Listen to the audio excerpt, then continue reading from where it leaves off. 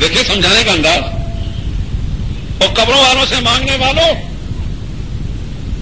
ایک مخصوص مثال بالکل اس سے ملتی جلتی تمہیں دکھاتے ہیں.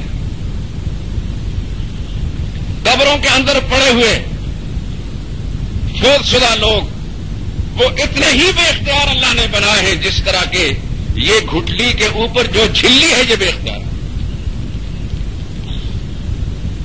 یہ بتانا چاہتے ہیں کہ وہ مردہ تو اپنے کفن کا مالک نہیں ہے. وہ تمہارے مسائل کیسے حل کرے گا؟ وہ تو اپنے کفن کا مالک نہیں.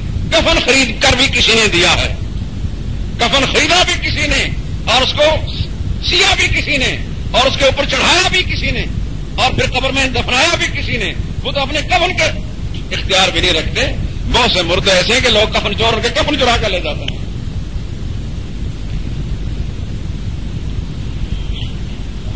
اور جو ساری کائنات کا پیدا کرنے والا، زمین و آسمان کے نظام کو چلانے والا، جو ہمیشہ سے زندہ ہے، جس پر موت نہیں آتی، جس پر موت نہیں آئے گی، جو ابد الآباد کے لیے الحی القیوم ہے، وہ حی بھی ہے قیوم بھی ہے، وہ زندہ بھی ہے ہمیشہ زندہ رہنے والا، ساری دنیا کو زندگی دینے والا اور ساری دنیا کو سامنے والا ہے.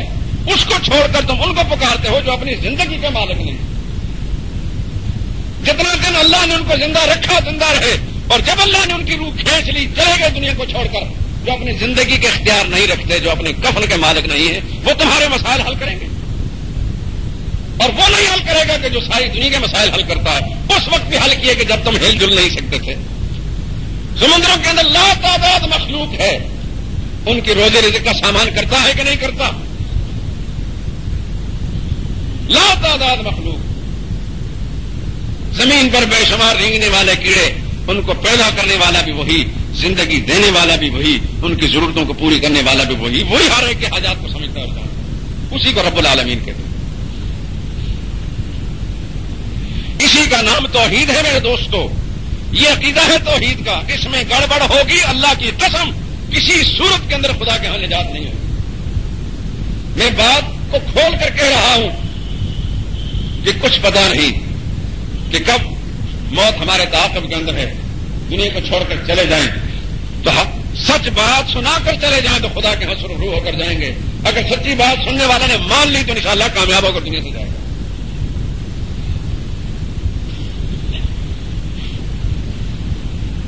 قرآن کریم کی ایک اور آیت 22واں پارہ، اس سے پچھلی سورت یعنی پہلی سورت ہے سورہ سبا، اور اس کی آیت بھی 22، پارہ بھی 22 اور آیت 22 سورہ سبا. اس کا ایک اور انداز ہے. قُلِ ادْعُوا الَّذِينَ زَعَمْتُم مِّن دُونِ اللَّهِ قُلِ ادْعُوا الَّذِينَ زَعَمْتُم مِّن دُونِ اللَّهِ لا يملكون مثقال ذرة في السماوات ولا في الأرض وما لهم فيها من شرك. میرے لاڈلے پیغمبر ان لوگوں کو چیلنج دے دو. یہ چیلنج کا انداز آ گیا. ان کو چیلنج دے دیجیے. قُلِ ادْعُوا الَّذِينَ زَعَمْتُم مِّن دُونِ اللَّهِ. ہم نے تو تمہارے سمجھانے کا ہر انداز اختیار کر لیا. مان جاؤ، بچ جاؤ گے، اللہ کی پکڑ سے بچ جاؤ گے، دنیا کی ذلتوں سے بچ جاؤ گے، آخرت کے عذاب سے بچ جاؤ گے. مان جاؤ. لیکن پھر بھی بات نہیں آتے تو ان کو چیلنج دے دو. ادعوا الذین زعمتم، پکار کر دیکھ لو جن جن کو تم پکارتے ہو، من دون اللہ، اللہ کے سوا پکار لو. میں عرش عظیم کا مالک اعلان کر رہا ہوں، لا یملکون مثقال ذرۃ، وہ تو مالک نہیں، اختیار نہیں رکھتے ایک ذرے کا بھی. مثقال ذرۃ، ایک ذرے کا اختیار بھی نہیں رکھتے. آیت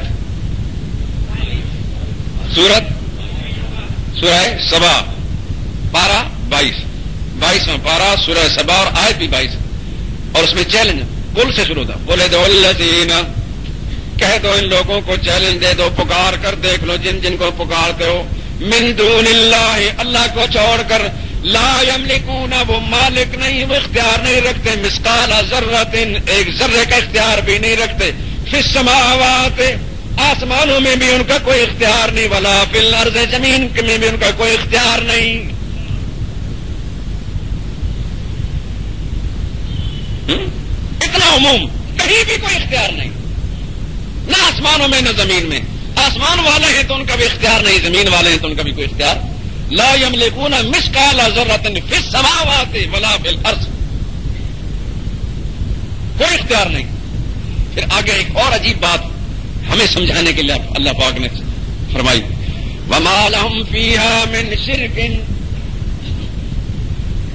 کیوں ان کا اختیار نہیں؟ کیوں میں نے ان کو اختیار نہیں دیا؟ آسمان والوں کو زمین والوں کو کیوں اختیار نہیں دیا؟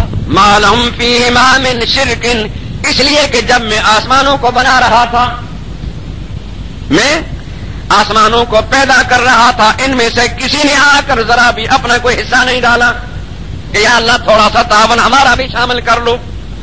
اس طرح کوئی مسجد بناتا ہے نا، کہتے تھوڑا سا چندہ میرا بھی لے لو جی تھوڑا سا، کوئی تو حصہ پڑ گیا. میں جب آسمانوں کو بنا رہا تھا ان میں سے کسی نے کوئی حصہ نہیں ڈالا، جب میں زمین کو پیدا کر رہا تھا ان میں سے کسی نے آ کر میرا تعاون نہیں کیا. اگر اتنے بڑے آسمانوں کو، اتنی بڑی زمین کو بغیر ان کی امداد اور تعاون کے میں بنا سکتا ہوں تو ان کے اندر پیدا ہوئی مخلوق کے نظام کو بھی بلا شرکت غیر خود ہی چلا سکتا ہوں.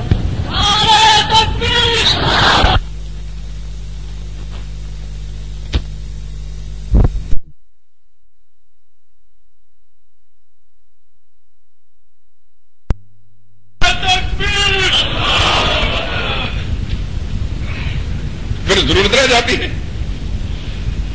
جو خدا اتنے بڑے آسمانوں کو بنا سکتا ہے، جو اتنی بڑی زمین کو پیدا کر سکتا ہے اور زمین کے اندر بڑے بڑے دریا چلا سکتا ہے، سمندر بہا سکتا ہے، بڑے بڑے پہاڑ پیدا کر سکتا ہے، درخت پیدا کر سکتا ہے اور بڑی بڑی دوسری مخلوقیں پیدا کر سکتا ہے، اس 6 فٹ کے انسان کی چھوٹی سی ضرورت کو اللہ تعالیٰ پورا کرنے سے عاجز آ گیا، ہر دوسرے دروازے پر جا کر دستک دیتا.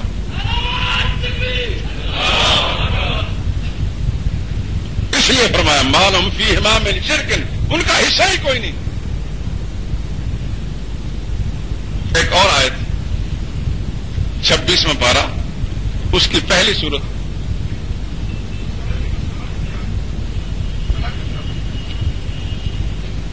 ذرے کو ہر آدمی سمجھتا ہے، بالکل قلیل سے قلیل اس کا کوئی حصہ اور جز بنایا نہ جا سکے.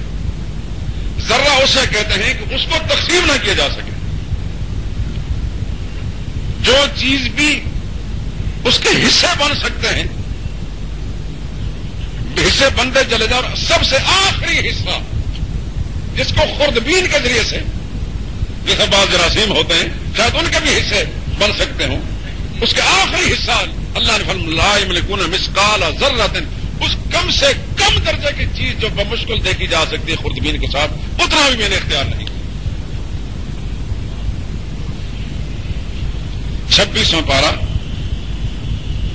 اس کی پہلی سورت سورہ احقاف، اس کی آیت نمبر 4.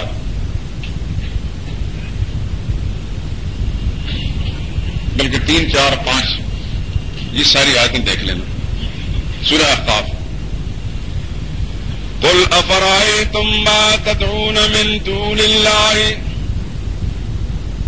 یہ بھی چیلنج ہے. میرے لاڈلے پیغمبر ان کو کہہ دو ذرا دیکھو تو جن کو تم پکارتے ہو اللہ کے سوا، ارونی، ذرا مجھے بھی تو دکھاؤ، ماذا خلقوا من الارض، انہوں نے زمین میں کیا چیز پیدا کی ہے. پوچھوانے والے اللہ، میرے نبی ان سے ذرا پوچھیں. قل افرأیتم ما تدعون من دون اللہ، جن کو تم اللہ کے سوا پکارتے ہو ذرا لا کر دکھاؤ، ان کا بھی کوئی کارنامہ دکھاؤ. ماذا خلقوا من الارض، انہوں نے زمین میں کیا چیز بنائی ہے، کیا بنایا ہے. ام لہم شرک فی السماوات، یا آسمانوں میں کوئی حصہ ڈالا ہے.